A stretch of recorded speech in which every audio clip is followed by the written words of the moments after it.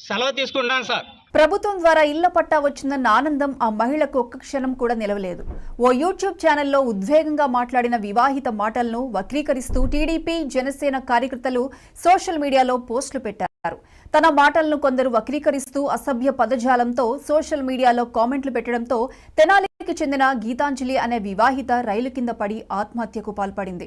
ఇళ్ల పట్టా వచ్చిందన్న ఆనందంలో సీఎం జగన్ తో పాటు ఎమ్మెల్యే అన్నాబత్తుని శివకుమార్లను మెచ్చుకుంటూ ఓ యూట్యూబ్ ఛానల్తో గీతాంజలి మాట్లాడింది.